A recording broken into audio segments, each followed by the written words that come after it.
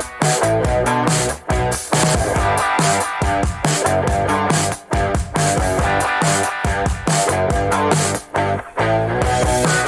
and welcome to Nerdsplaining Podcast. I'm your host, Eric Da Silva. With me, as always, my co-host, Jose Romero. What up? What it is? Happy Nerd Day. Best day of the week. Boom, boom, boom. Every day's a nerd day. Let's be honest. Who we're kidding, right? But when you talk to us and you come here, it is the best in the week in geek that we got for you. We got such a big show. I know we've not been here for life happens, life finds a way. And but if you've seen this week's thumbnail, one of the reasons we held off is because our man Jose over here got specially invited with a bunch of other people, obviously, but especially invited to see a sneak peek of Shazam. War of the Gods? Revenge of the Gods? Fury of the Gods. Fury of the Gods. That's it. And of course, Shazam 2, whatever. It's Shazam 2, where he got to meet the man, Shazam himself. That's right. Zachary Levi, who was in attendance. Again, it's actually funny because when I saw the original, I went to get another red carpet with that one, and he was actually there as well. But this time, he actually interacted with a few of us. We actually, a few picked to go to the actual carpet area. Usually that doesn't happen very often or at all. Right. So he came down, he was signing stuff, talking to us. We got a good picture, which I'm showing now. Him and I there, and he took pictures of a lot of people. He's very cool, man. He's just so chill. You can tell he enjoys this shit. Because a lot of times in these red carpet events, and I've gone, they'll walk by, wave, go inside the theater, do their intro, as they're always required to do, and they leave, right? So him to come around and hang out he was there for like a good 45 minutes before it led us back to the actual theater. Just chilling, talking about it. Very cool. And you can tell he's very into it. So you were telling me off camera that you guys hung out and you went drinking afterwards and you picked up a couple like hookers, which is weird because you just got married. So I thought it was crazy for you to do all that. And he's almost like a Christian or a Catholic. Special occasions, red carpet, it's like a hall pass, I mean, he kept saying, like, I'm a god, I can't be stopped. It was crazy. I mean, I'm not sure we're supposed to say that. I got home late, worried a baby. It's the Fury of the Gods. What are you going to do, right? I mean, Fury of the Gods. Come on. But it was a cool. Exactly. It was nice to be out there, doing everything, yeah. No, of course I have. But it was very cool. So it was nice to be there. But yeah, I mean, let's talk about it because obviously that was one of the big films. I actually had passes to go next week. So this was kind of a last minute thing, which is even better. So yeah, dude, Shazam. I like. What'd you think? We both like the first one, right? I like the first one. Yeah, first one was super fun. Very cool, very fun. Super fun. This one, not as good as the first, in my opinion. Some people thought it was, but whatever. Okay. To each their own. But it was still fun and entertaining. At the end of the day, it's not a great film. It's better than Ant-Man. I wasn't a huge fan of the movie. It's better than Love and Thunder. I think we can easily agree on that. Right. Obviously better than Black Adam. It's a fun, entertaining, same vibe as if you like the first one, you're not gonna like this one. Obviously, right? Right. Same tone, same kind of humor, very funny. I like Marin and Lucy Liu were very good as the villains, whatever, the daughters of Atlas. Right. CG was a little, to be honest with you. My complaints. Third act, a little bit long than need to be, but there's some cool moments in there. So, go ahead. In the trailer, they look like they took the old trope of the space laser and made it into a space laser dome. Is that kind of what happens, or no? There's a dome, but not the space laser like that. No. Okay. No. Right. It was it's not a spoiler. It was just power of the gods. I think Marin's character can create that dome, whatever the case is. So it wasn't like the thing in the sky like we see 100 times, right? It's not that. But good thought we saw. I think Black Adam had that. We talked about that. Yeah. It had that. It's tropey, but whatever. But this doesn't have it. It has other tropes, but not this. And just for me, why wasn't this? The problem is why wasn't as good because. The first was cool because you had the fun part, right? A fucking 15-year-old kid, how old he is, right? Trying to be a superhero. 14, 15, so that, yeah. We can all relate. We all wish we were no shoes, and that was fun seeing him do that. Right. But it had like some of the aspects of him dealing with what happened to him when he grew up. Not just being Shazam, but there's issues with his mom and his family. Now meeting a new family, trying to fit in. That was cool. It had a lot of substance behind it. This was more style. Cool. Didn't have that, and it was a lot of Shazam, very little Billy Batson. So you never had that kid having fun with that thing about it. Right. Except for Freddy, he had the most to do, and he was really cool in it. Well, I mean, Freddy was one of the best parts of the first one. Yeah, I think he was the best part of this one, to be honest with you, because he actually had the arc in this one. Okay. So it's more focusing on him. It's just Shazam bumping around trying to do his thing, and it's funny. Sure. But it's cool. It's funny. It's like I like Zachary Levi in this role, and it's very cool. They do give us the fake out cameo. I won't say with which character, but they gave us a Superman no head esque again Right. with Oh, that. that's cool. And it's That's funny cool to because kind of what keep it going. That's kind of yeah, cool. it was kind of cool, but kind of annoying because this happens early in the film, like for maybe the Okay. late first act, second act, and they kind of mention this character that they bring this character back, and we're like, oh, and then and it's longer. I think the other scene was like a second, right? You just Right. popped Yeah. up, you see stuff. Actually this interaction, him talking to this character, we never seen the face, and they even turn around, they cut away from the face. I'm like, oh my god. I mean, that's kind of It's fun. kind of funny, but I at the kind same of like that time, because they're like doubling down on like the thing they had to do that they right? couldn't do. Like, so we're gonna make it just a thing now. Everyone else that shows up, no, Right. So it was at the end up making it funny because they I won't say why, but either way, I don't want to spoil it. But they do turn into a funny bit than just having the character there. Like here we go again. They did something with it. It was kind of funny. Right. But I'm assuming it's now Wonder Woman because then it'll just be like sexploitation, which is like boobs and a torso walking around. I won't spoil. I won't say this, but I will say this. But it was they did make up for it in a huge way because I had no clue about this one because we know the Black Adam with the Henry Cavill Superman that was already plastered everywhere, right? We knew that for weeks and it was cool, but we all knew there is a cameo here. They actually gave us an actual cameo, surprise cameo, and I was like, we were like, oh, the theater popped. Wow. Like I haven't heard in a while. It was even bigger than when Henry Cavill showed up. Wow. Even I was like, oh, snap. And it made sense with the story, why this character is introduced at that time. And it blended. It just wasn't a cameo for the sake of cameos, right? It actually had something to do, which is cool. And it comes up at the very end. Everything ties up really well, right? Nice. And dude, I was like, whoa. Awesome. And I didn't hear anything about it. I don't know if you've heard anything about this cameo. I've been specifically off the any kind of notifications because I'm not going to be able to see it until the end of the month because I'm taking my kids to MegaCon Orlando, and that's the movie I promised to watch. You will likely hear about this, unfortunately. Because then maybe I'll go watch it. Maybe I'll go watch it just to get out of the way, something to do, and I'll watch them anyway. Yeah. But we'll talk about it. It's cool because it's definitely it was a few minutes long. So again, it wasn't a quick thing. It was a few minutes in the end, and it was funny. I was like, oh, cool, and it was a really good surprise. All right, fine. Yeah. Twist my arm. I'll watch it. Considering what they teased us early on, they actually gave us something. So that was very cool. I'll give it that much. That's cool. That was cool. That I liked a lot. I think a lot of people are gonna like that. 2 end credit scenes. Nice. The last one's was a continuation of the last one of the first one with what's the little with Dr. Mind or Mr. Mind? Yes, yeah, he pops up again. But there's the middle one, which is very interesting because it features again 2 characters of whom we are familiar with and fans of this property. And fans of the property. And I was like, and I was gonna talk about it now. Should we talk about it? I mean, it's not a huge spoiler. Let's talk about it. Let's talk about it. So this is, if you don't want to know, 5 minutes, skip ahead. But this is kind of cool to talk about. So the scene at the very end was showing, I forgot the names, but Peacemaker, not Peacemaker, right? But the what was her name? Harcourt? I think so. And then the guy with the beard, the guy with the beard. Oh, yeah, I forgot his name, but he was also you know what I'm talking about, right? Yeah. In Suicide Squad. We saw him in Suicide Squad. We saw him, of course, in Peacemaker, part of the team, right? So they're walking through the woods trying to find someone. They mentioned Amanda Waller. So we gotta find this guy. He has the skills and abilities we need. Right. And next to a friend of mine, we're like, oh, they're gonna mix this with Peacemaker? How awesome would that be, right? It's a huge surprise. Right. Huge surprise. And then they can make a little joke about something, and that can go to where Shazam is, right? So, Shazam, we're here to recruit you, whatever. And they kept saying, we want you to be a part of the Justice, and he stops. And he's like, oh, the Justice League? He's like, no.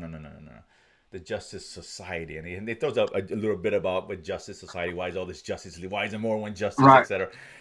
So that's kind of the scene. So, which is interesting because I wonder if that was the direction they would have gone if not for the changes, I'm sure. Right. Maybe part of the Justice Association. Well, there's only Justice Society and the Justice League, but the Justice Society is the team that fought Black Adam. Right. So I'm thinking that was probably going to be the lead into that, right? I think that's the way to tie it in because he agrees, like, okay, let's do it, whatever. So that would be kind of cool. I don't think that's going to have any bearing, which is why I don't mind talking about it, because I don't think that's going to have a bearing on what's going to happen with DC. I mean, I'd be surprised. I know they haven't officially come out saying he's not part of the new division. I don't think he is. We both talked about it. It's one of those, let's see how much money it makes first. It wasn't tracking well, to be honest with you. The reports that I read, it was tracking even lower than the first one. So that's not a great number. Bit of a bummer. Yeah, the marketing wasn't good. Wasn't as good, right? I really don't think it was. But So I don't know. But that being said, I don't. It's not. I mean, maybe it surprised me, but I don't know. I would like it. I like this. Actually, it's a good fun. It's a good fun meal. So what it is fun. It's entertaining. That's all you can ask for at the end of the day, right? Right.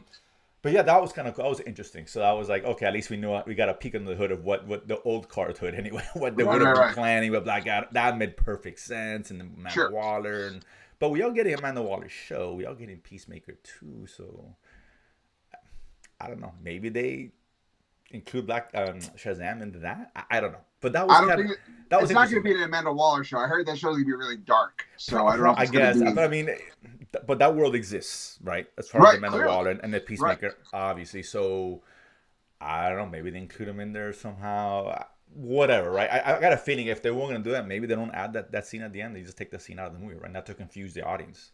Maybe. If they kept it in post James Gunn announcement, right? There's got to be something. Maybe, which I'm cool because I like the character. I like Shazam. Yeah, I think it's really fun. He's fun. I think he fits in well. Him and Justice Society will be interesting. Whatever iteration that is. I think that'd be cool. It'd be better with him in the league, but that's just me. But whatever. But if there's a way they want to go, that's fine. I mean, if it was him and Peacemaker, oh my god, I would love to see them together. I one up it. Him, Peacemaker, and Vigilante. Because you're going to have the guy who's a sycophant for Peacemaker, and the guy who's a Peacemaker, like, dude, you're crazy.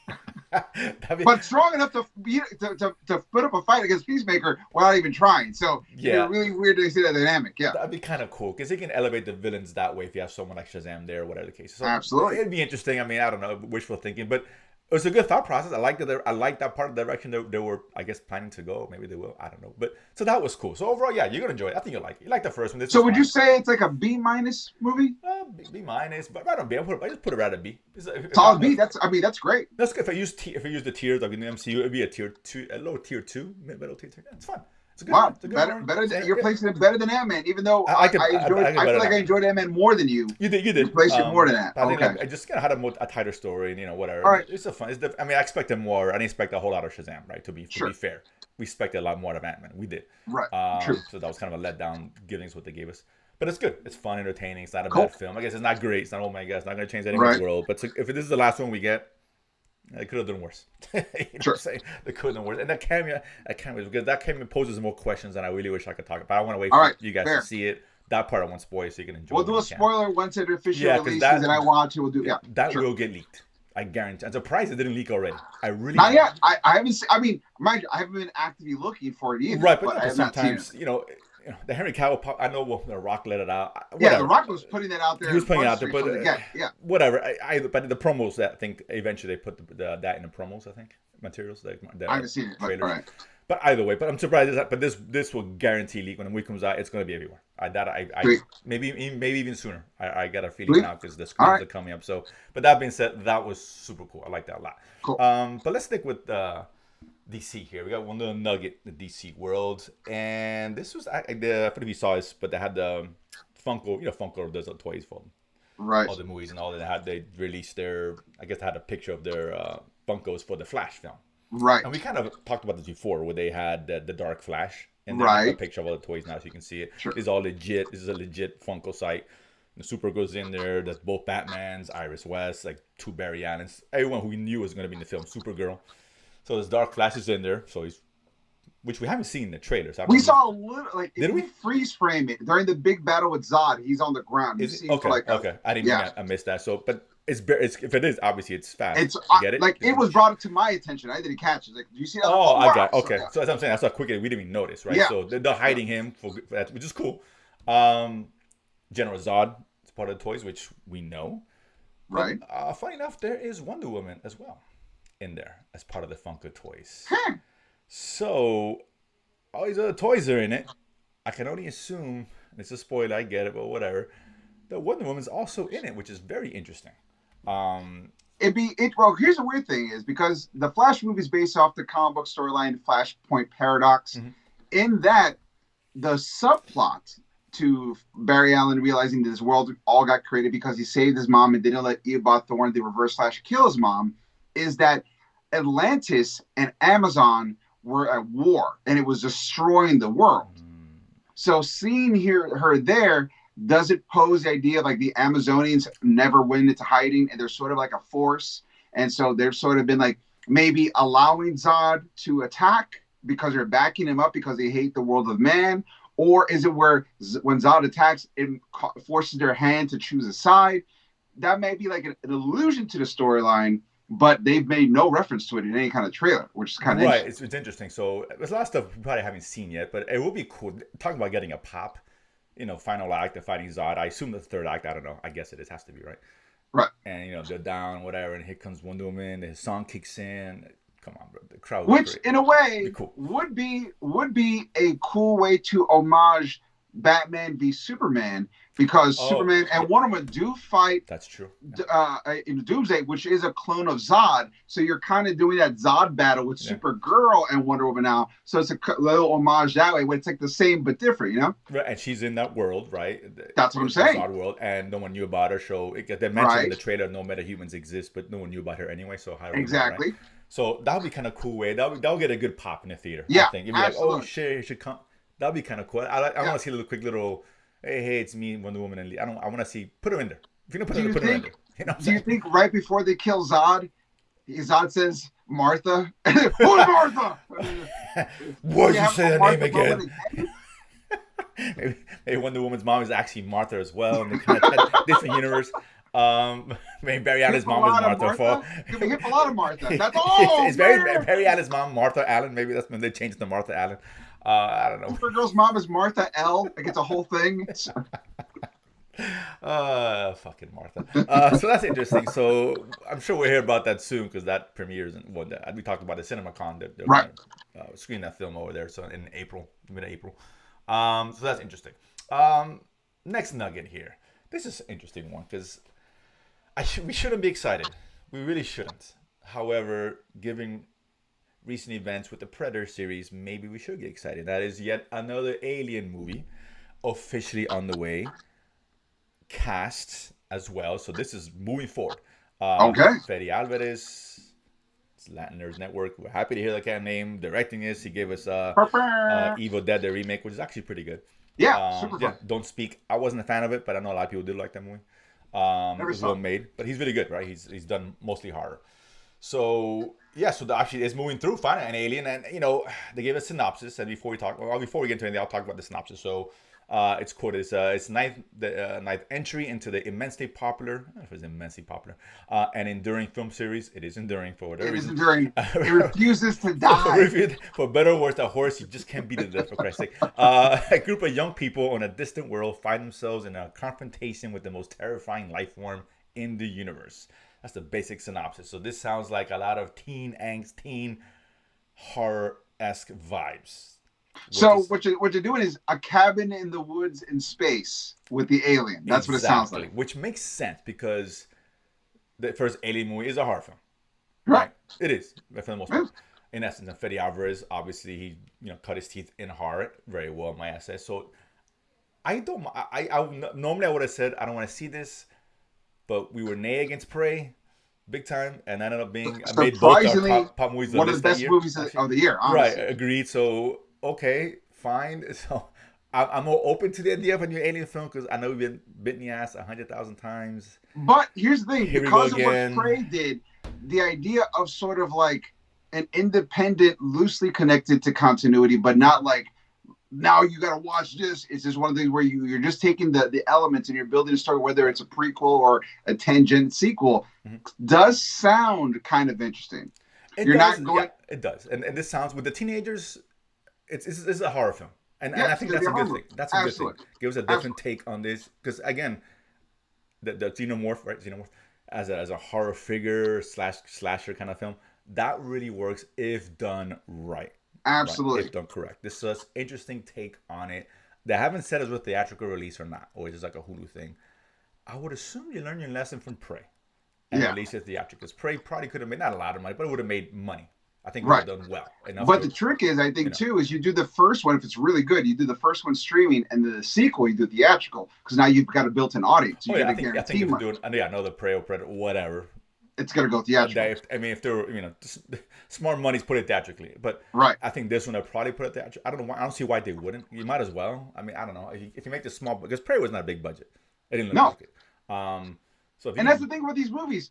You need if you focus on just the practical effects and the cinematography, you can make a really within budget movie that's really good because you just build the suspense and the that's what I'm anticipation. saying. And follow Blumhouse, right? They Yeah. make movies for like $10, change on the couch, and they make money. They may not, make $1 billion, but they make huge profits. Based on the money they invest in it, they're making like hand over fist money when they get back And out of it. a lot of them are pretty good. They're good. They're Yeah. good films. They're well done. Like something like Megan, right? That cost like $10 million. They made over 100 something. That's money. Boom. That's a win. Right, that's because horror, it's the illusion of you don't have to show 100,000. You can just keep to one alien, like the first film. Right. Show him sparingly, do a Jaws kind of thing, and that's it. The great tension, the example. And I'll give it. We were talking about this a couple weeks ago. The Jeepers Creepers franchise. Those first two weren't razzle dazzle, whatever. They really built on the quiet moments to make the scary moments that much scarier. You show a monster here or whatever it is every so often. Uh-huh. That's it. At the end, you make a little big thing. I get it. But that's your payoff. But that's the payoff. For that payoff, and that's it. It works. Yeah.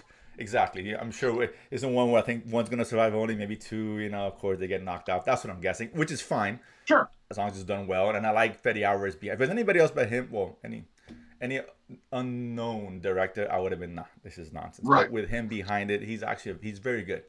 Evil Dead, if you haven't seen it, it's very good. A great good remake. I don't care what anybody says. The secret to a good scary movie, pacing. Absolutely. If you can pace yourself, you are in it to win it. Yeah, and teenagers are like legit characters, not just teens for the sake of being teens to draw in the teen crowd. I don't want to see that, right? Legit, right? To be fair, I want to see teens have space sex with space weed so they can get space killed. I'm if we're gonna do it, let's do it right. I'm not a monster. I'm not opposed to it at all. I welcome that. It's all right. Elevate the material. Set space to everything like quantum. Everybody wins. Throwing Kang in there, what the hell, man? Just mix it all in there, shit. But I mean, if ants can be Kang, so can the alien. Goddamn, is what I'm saying. Absolutely. I expect the alien to win, Xenomorph. But yeah, so that's interesting. So I think that will probably come out next year. I'm guessing they're already this way ahead into production. Probably films this year, comes out next year. But let's see, fingers crossed, because Prey could have been a one-off. Let's be honest. It could have been just they got lucky, lightning in the bottle. Because after so many shitty ass Predator and Alien movies, which hurts us as this is part of our childhood, right? It hurts, man. We want a good damn Alien movie. So let's see. Sony. We talked about Sony last week. We talked about Sony this week. Quick little story. Madam Web. We all know that's coming out eventually. Dakota Johnson cast in it. Was it Bart Scott? Is that his name? Okay, he's in Severance. He's one of the characters. Oh, yeah. He was also in Parks and Rec. Correct. Yeah, Emma Roberts in there as well. So I guess they announced for the casting. There's a Sydney Sweeney. She's relatively unknown. I'm not too familiar with her, but she was cast, and they said that she was going to play the second Spider-Woman. If I'm saying that right. Jessica Drew. Julia something. Is it Julia? Julia Carpenter. Yes, her. That one. Yes. Is she the second Spider-Woman? She is the second one after Jessica Drew. Okay, so is Julia Carpenter. Yeah. Okay, so now we know it's confirmed. The second Spider-Woman is going to be in it. I don't know, who's Spider-Woman? I don't know what the second. Okay, so if you've read comics, the first Spider-Woman was Jessica Drew, and she's the one with the red and yellow costume. And with the spider wings that come down, and she has the pheromone powers as well as like electro blasts. The second Spider-Woman, Jessica Carpenter, she had the costume was based off the black suit Spider-Man. So it was all black with a white spider, and then she had like white boots to go with the white spider emblem. And she did psychic energy webs. So and she still had the wall crawling powers, but it was like electro psycho energy webs. Both of them had their moment in the sun.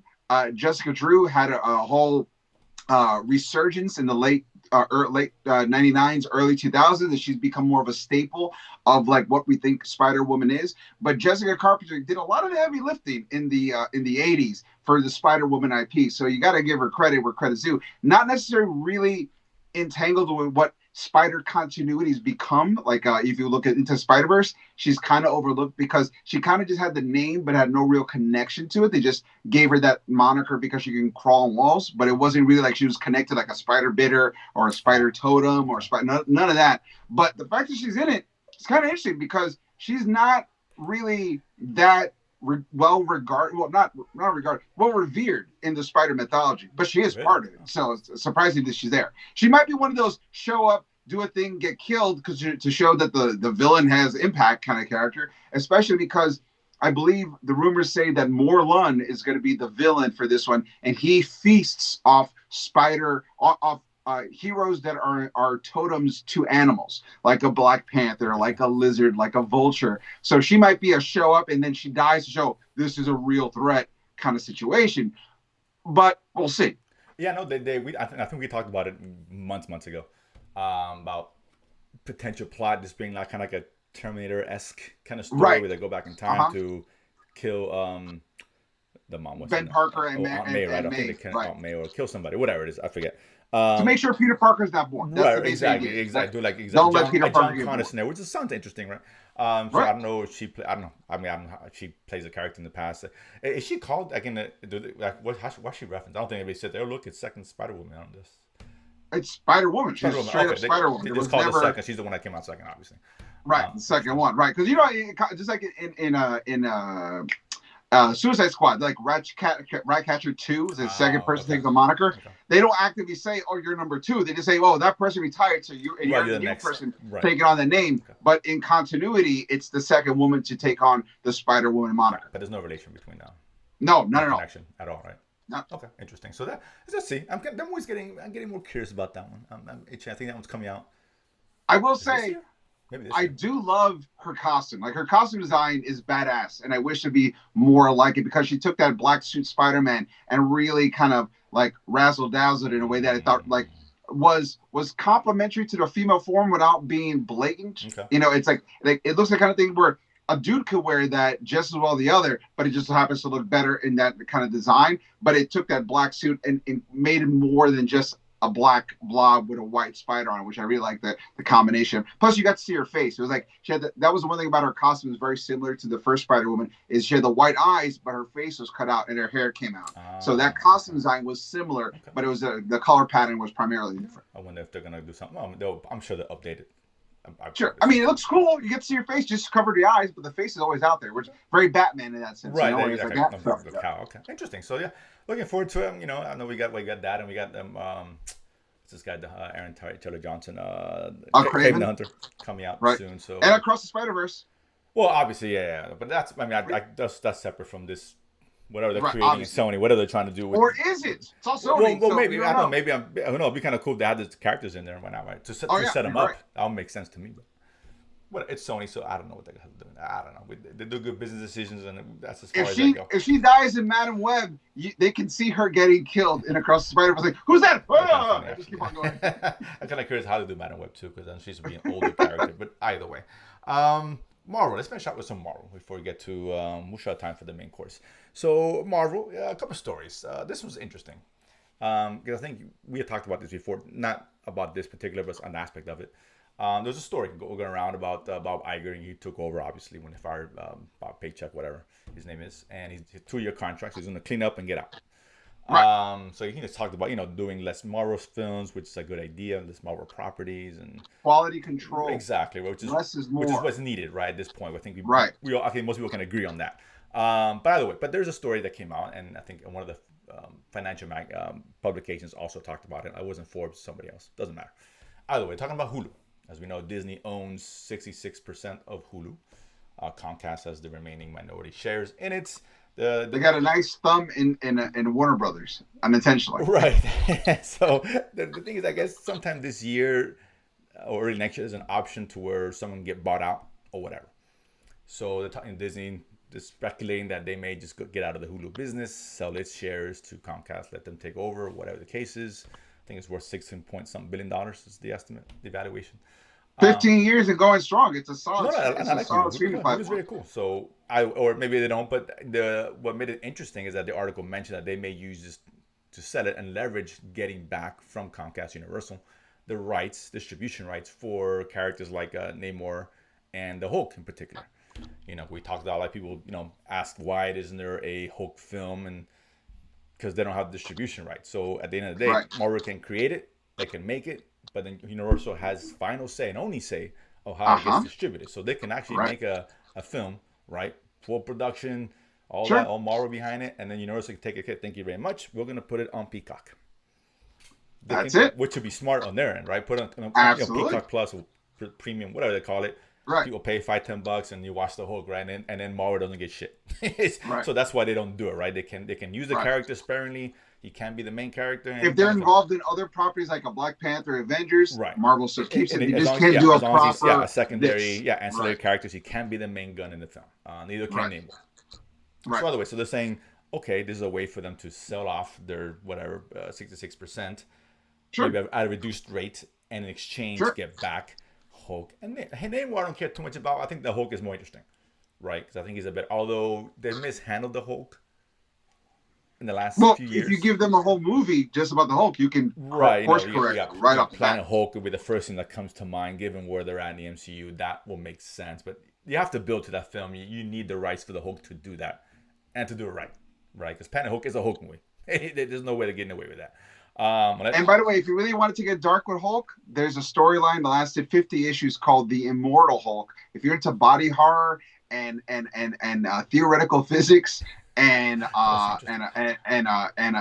deities and just like being a Hulk as a cosmic force, that would be an amazing. If you want to rebuild the entire Hulk mythos, that storyline after Planet Hulk, that storyline would be amazing. I think they need to reboot that character. I really do.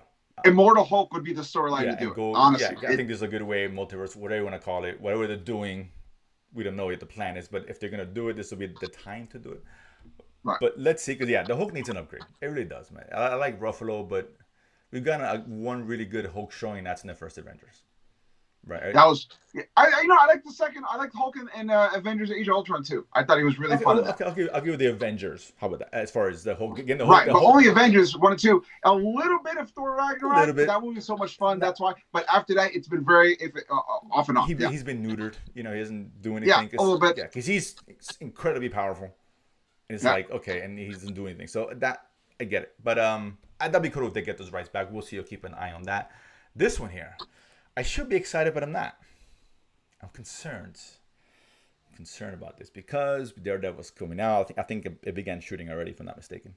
They're in training. They're training in New York. Okay, I thought I read something about that. Either way, it's both Cox and D'Onofrio are both taking the same fighting coaches, and they're training in New York, which is just super exciting. Which is cool. But now we got John Barenthal announcing he will return, reprising his role as the Punisher. So we get to see him blowing dandelions with blades, the little kids. Hey guys. With Disney, they're going to have the mouse with the skull. It's going to skull in the mouse with a happy face. You're wrong. Because you're wrong.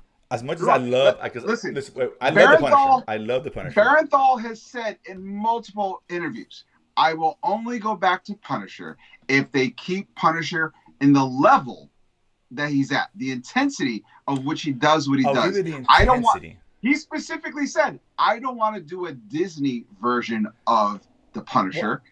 But if Disney calls me back to do Punisher and it's a really good Punisher story that keeps him where he's at level-wise, I'm in. He might be a cameo because of that reason. Let's be honest. Oh, yeah. I don't think he's going to be like in the full series. No, not at all. He's not going to be a big... Look, he might show up like... the series is like 18 episodes. I could see him in anywhere between 6 to 9 of those episodes. Oh, no. But I'm thinking 1.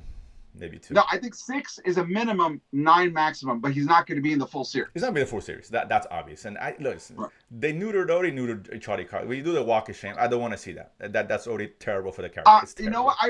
They destroyed Daredevil's had lighter moments. That to me was a very lighter moment. Daredevil. That was not a Netflix Daredevil, but Daredevil in comic book history. Kingpin was a disaster. Is a disaster. It's just not different. This is a different version. And like I said, I really wish to just recast everybody, including John Barenthal. I love John Barenthal.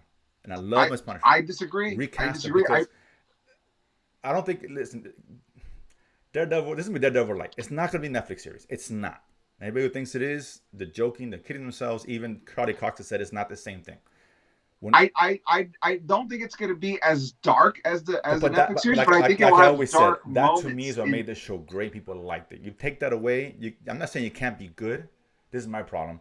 You're giving us a mediocre sequel that's not as good as the originals. That's a problem because you cast the same people. You can tell us it's something different. No one gives a shit because all you're going to think about is Netflix. This is Charlie Cox. This is D'Onofrio. And you can't separate. It's hard to separate. It's hard. It really is. So when you cast the same people, you expect the same material. You're not gonna get it. I'm not saying it can't be good. It just won't be as good. And I don't want to see something that's not as good. I don't care if it's fine. I don't want to see fine. We're only thinking, it's not as good as Netflix. What was the point? What was the point? Punisher will not be the Punisher we're seeing. He's not. He can be intense and all that. Of course, you're not gonna get the same Punisher. It's not ever gonna happen. It's not. Or Daredevil. To me, that's a step down from what we were given with these exact same actors. And that's the problem with the show. It can still be good. It won't be as good. So now we're getting something that's inferior to what we wanted and we're used to. We don't know that. Oh, no, I know it. Different doesn't mean inferior. That's what made the show really good. Is that tone. That's what really elevated that material to we love that show. I loved it. And I loved the Punisher, right? Season 2 is a little, but whatever. But the Punisher part in season 2 was great. But that being said, that's what made the show really good. So it went dark, and the Punisher needs to be a dark character. We know that, right? To really be as effective. That will get neutered down. It just will. It's just no other way around it.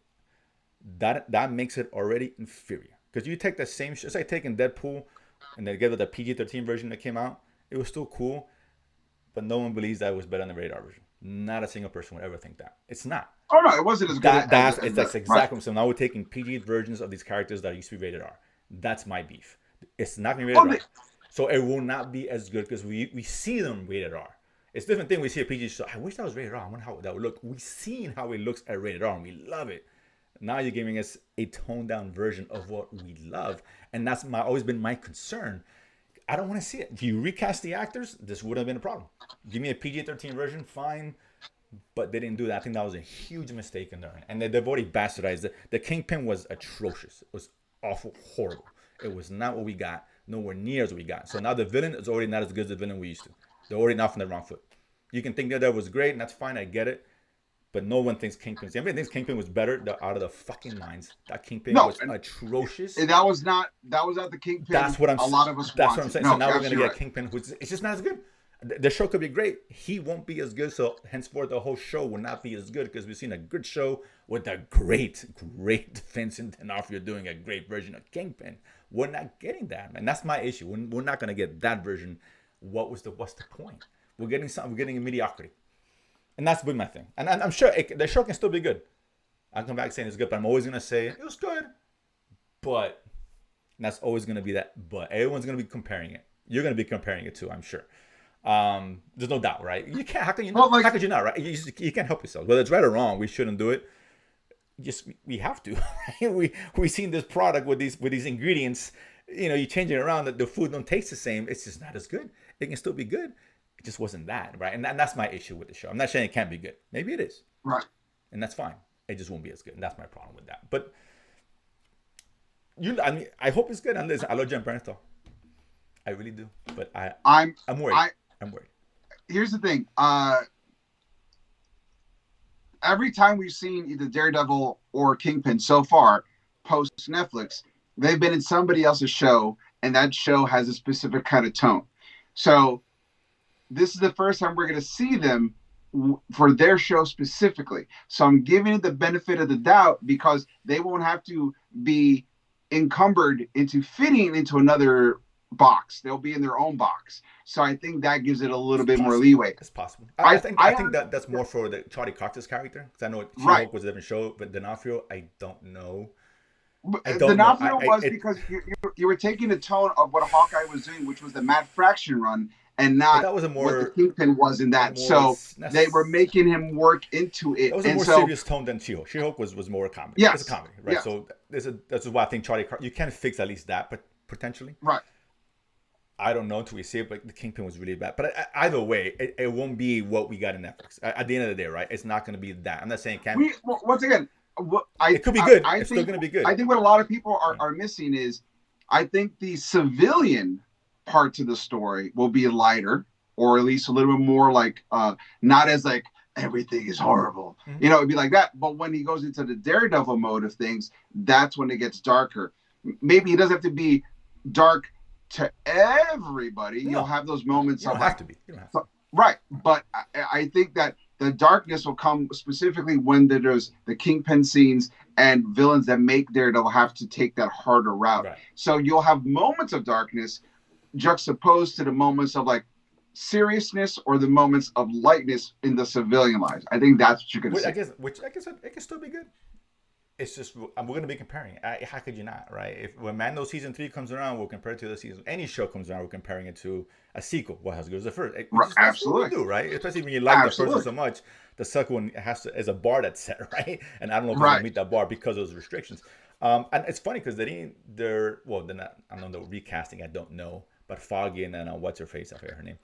Karen. They're not going to be the actors anyway. Are not going to be in it, which is odd. You're bringing anyone else? Well, I heard the girl who plays Karen. I heard she just got cast in another series, so it's scheduled conflicts because she just got picked up. Foggy. So maybe Foggy, but I'm sure. But I'm sure they could have much anything right now. So yeah, they compensated her to lead the other show. It's happened before. So, but they're not going to. So that's kind of weird. Let's be fair. We're not watching Daredevil because of Foggy. We're not. But I mean, if you're bringing everyone else back and you're giving the illusion that it's kind of what potentially Netflix was giving you, why not bring? But if you're also saying that it's going to be different, this is a great way to show. Just do it different. That's what I'm saying. They're kind of towing the line, which is what I'm saying. For me, recast everybody. I like the line toe because the main characters, the characters we follow in comics, the characters we're tuning in to watch, those people are primarily. It's a supporting cast is different, which adds to the multiversal issue of things. So you're kind of like, okay, I kind of see what you're doing. Where these guys are the same, but these guys are different. So it's always kind of, I like that. I'm okay with that. Did a good job of kind of grounding Daredevil, those particular characters. Yeah. So that was cool. It was nice to see him, but I'm saying just go all in, put them all in there. Don't put anybody at all.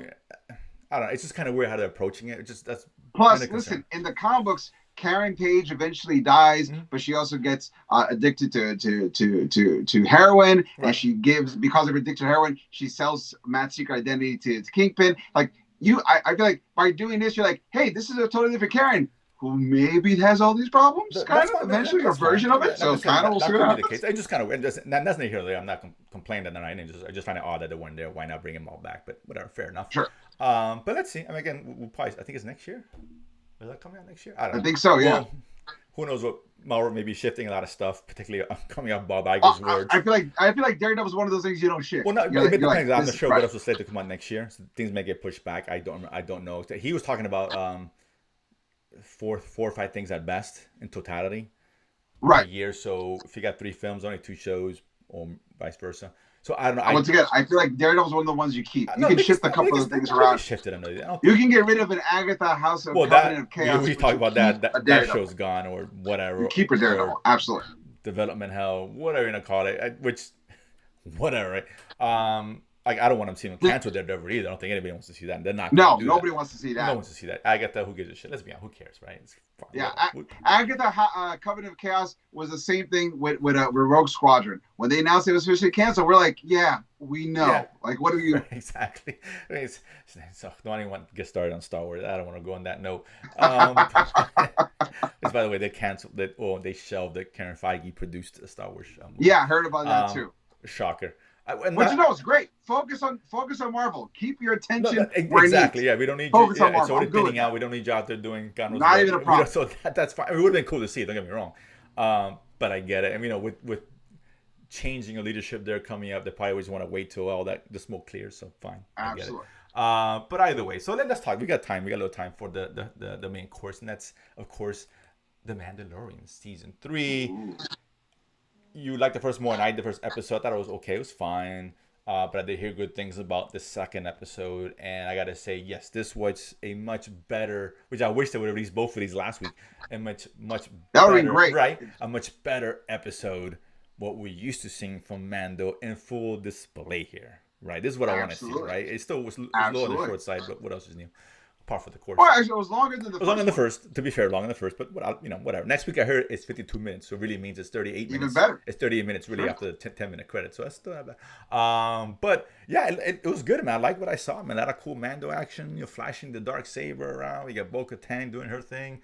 Bo-Katan coming in a clutch. Baby Yoda doing a little bit more, active. By the way, didn't you kind of want Baby Yoda to get the darksaber and go all Yoda flips? I was like, go, you're gonna get it. I was thinking, he did the smart thing. Go get Bo-Katan. Wouldn't cool. He'd stay the day. It's fine. It's fine. It's fine. No, Bo-Katan came in, and represented the whole thing. Right? It's hard to argue that, but it would have been cool to see him like, okay, I got this. You know what I'm saying? Yeah, it would have been the Luke training coming out. Yeah, some of that Luke training coming in. Yeah, you could have brought in Bo-Katan a little bit after that section. You know, absolutely. And he gets lost, and who knows? Oh, let's go get her. She knows her way around the caverns or the caves. If he could have tried to use a saber, realized that he's nowhere near skilled enough to fight this cyborg, and then brought the saber to her to let you know Mando's in trouble. That would have been a cool little Mike. Are we nitpicking? Absolutely. No, nitpick. Yeah, but little things like that would have made a great breakdown. By no means did that bring the show down by any stretch of them. It's just something, just wishful thinking. You know, in hindsight, it would have been cool, but whatever. I get it. Absolutely. But no, I liked it. You know, there is. It's funny because they had that creature, whatever the robot whatever it is. That cyborg droid thing, which looked awesome, by the way. I thought that looked great. Once again, second episode with a really cool design. First, the pirate with the Moss captain, and now this. I was like, I'm loving these designs. No, that was really cool, and I was really into it. Except, and then whatever it is, what it is. I saw a couple of days later. I forget. I think it was Instagram. I don't know where. Doesn't matter. They had a picture comparison between that creature and a similar creature design from Lost in Space, and the next Netflix series, which I enjoyed. And then they had it side by side. I'm like, oh damn! It was pretty close. It was pretty close. I watched Lost in Space all 3 seasons. I like that was a great series. Did not I could see the very to me they're very different. They kind of are, but like I said, they had the side by side picture, and I was like, damn. I mean, I didn't care. It doesn't, Lord, whatever. It's fine. People rip people off all the time. I don't care. I really don't care. It wasn't a complete exact replica of that. It was just very similar. I still think you have a better argument when people say like, oh look, the Deathstroke the Terminator design is really similar to the Deadpool design. I could see that because of the swords, like the outlines of it. But in terms of those two, I disagree. It's not a big deal. It's not a complaint. Just I saw it, it was fun. It's like, oh man, it lost a little luster, but it wasn't exactly the same, but it's similar. Right. But it's still cool shit like that. That was a cool. I'll tell you what made this creature design stand out for me was the human organic eye in the magnifying glass. Yeah. That to me added a whole creep factor that I never got out of. No, that was really space, cool, so. And I think. I cut its head off or something, blah, whatever. Yeah, and it became like a spider kind of almost like from John Carpenter's It. And I was about to say that. Cool. Yeah, you're very reminiscent of that. Maybe it's an ode to that. I don't know, maybe. So that was. But cool. To be fair, too, at that moment, I kind of wish Baby Yoda came with a lightsaber. He's like, I got this. Like, oh, God. We're clamoring for more Yoda, apparently. I think we're gonna get that eventually. But eventually, clearly, he pushed like whatever creature out of the way or whatever. Oh, that was cool. And the only reason I expected more is because I saw him do that and go, ooh, dude, are you there? Are you there? Yeah. So it kind of gave us what they get. But it's fine. But it was still cool to see that. But now we have an idea of now the story is now exactly what it should be. But this probably would have been a better first episode. I disagree. I like the fact that you kind of saw him like rallying his priorities and then going. I guess, but the whole robot thing was really pointless at the end of the day. I don't know. I mean, if you started the season like this, you wouldn't have complained. Well, here I will say this because we don't know at that point we know where he's going. I feel what they're establishing not only with the robot with the IG-11 statue, but also with the droid you saw now.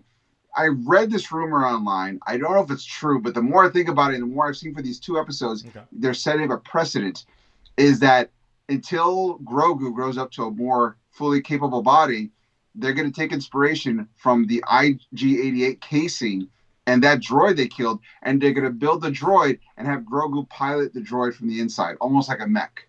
That'd be cool. I don't know if I see it happening, but it'd be cool as shit.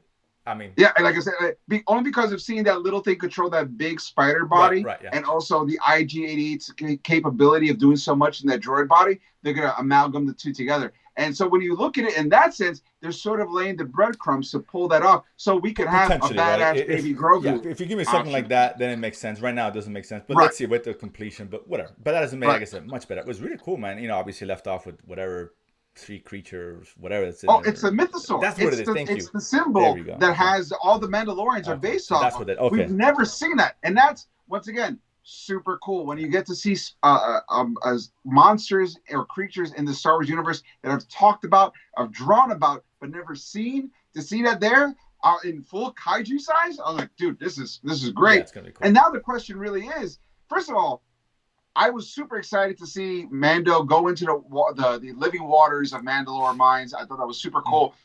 I felt like he sunk a little bit too fast. Now, some people said, I'll "Oh, give the you that. Mythosaur Yeah, I'll give you that. Yeah. pulled them in."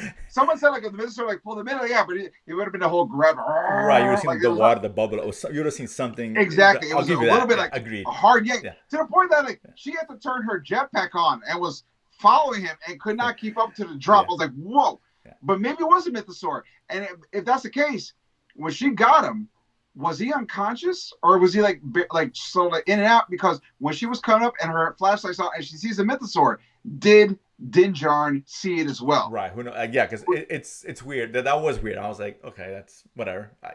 Whatever. But then it's a kind of thing it's a small gripe, but I got you. I got it. No, it's not.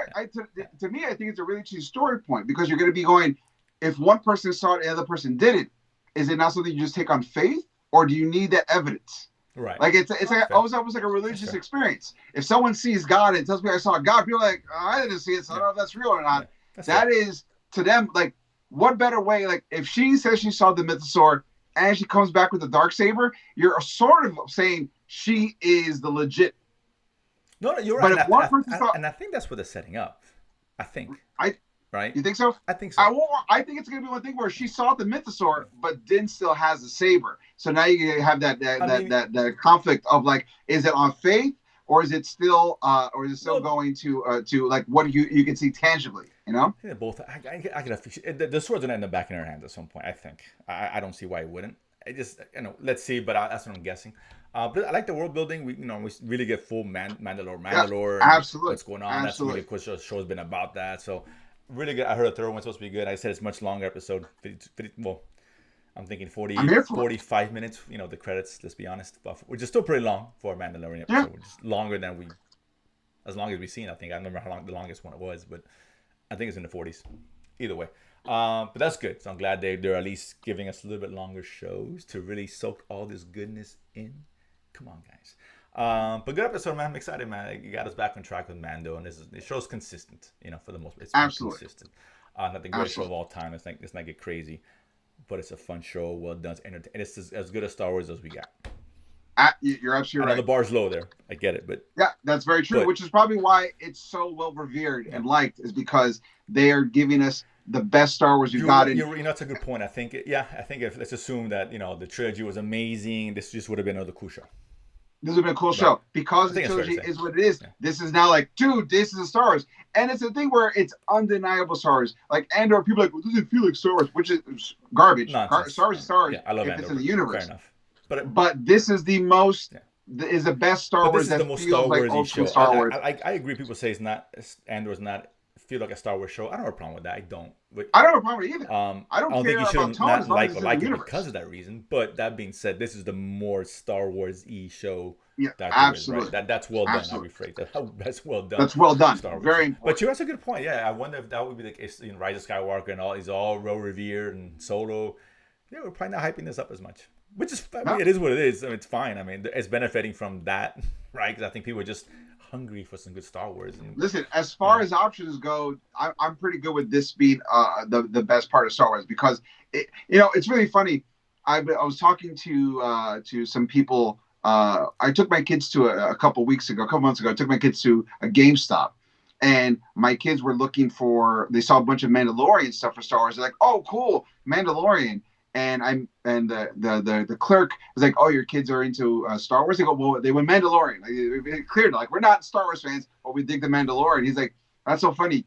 Kids now equate the Mandalorian to Star Wars. When I was growing up, I equated the Clone Wars. So I'm the generation that's super into the Clone Troopers and the different designs and their histories. And then the OG Star Wars people are into Jedis because that was our big hook. So there are like generational breakdowns of Star Wars fandom. Look into what they focus on the most, whether it's Jedis, the clones, or the Mandalorians, which is kind of cool. Like when you have such a cool mythology where you can focus on one aspect alone, and that's a generational focus point. I think it's kind of fun. I think the reason why Andor, which I still think is a better written show overall. Mm-hmm. Absolutely. And not as fun. That's a fair argument. But I think that show didn't catch on because it's not for the young crowd, right? Star Wars is always meant for the young crowd. When anybody says, right, Star Wars was, absolutely, yeah, adults can love it. Obviously we do. but the kids get into it when they were young, right? And Mando Yep. is that, that gateway drug for Star Wars. We mentioned Absolutely. it before. That's how they get into, and Andor is just not that. Yeah, Right? kids can get They into can't. internal politics Yeah. of a totalitarian government. Like it doesn't pop No. as cool as an armor that reflects laser blasts and a Course, and the jetpack. Baby Yeah. Yoda, I get it, super cute and all, of Mm-hmm. course, and the creatures. That is Star Wars. Ultimately, that is what Star Wars Yeah. is, right? Mm-hmm. It is, but Right. for better or worse. So yeah, you're right. I think Andor doesn't hit because of that. Right. So I'm not surprised. But yeah, Mando, you're right. Mando's the one that is carrying this franchise. At this point, this is what Star Wars is. This is the all they really Mandalorian have. saga. Is that as good as Yeah. Andor is? That's a separate thing. This is all they have. Which is why, and I got to tell you, maybe it's because it was too little, too late. You think the sequel trilogies would have a Mandalorian somewhere because of all the connections that this is. Well, so they were making these before Mando really took off. To be fair, so right. I'm sure. But even by the time the third one came out, the Rise of Skywalker, would have been. I think it would have been just trying to shoehorn him in there because he's popular. I don't think that would have worked. But no, you wouldn't. No, I'm not saying get Din Djarin, but have a Mandalorian there. That's fine. That's what I'm saying. Have a Mandalorian because they're part of the society. He could have been part of the rebellion. He could have been a lone bounty hunter. He could have been part of the First Order. Have a Mandalorian there. Show that there is, maybe, but again, could be a Favreau thing where he's like, no, we own this. You don't get none of that. Who knows? I don't know if we do that, honestly. I mean, I don't know. But I think whenever this happens, next film comes out, whenever that's magical date that's going to be, I mean, they can really introduce a Mandalorian character. And like, oh, it's absolutely. I mean, not Jin, a Mandalorian.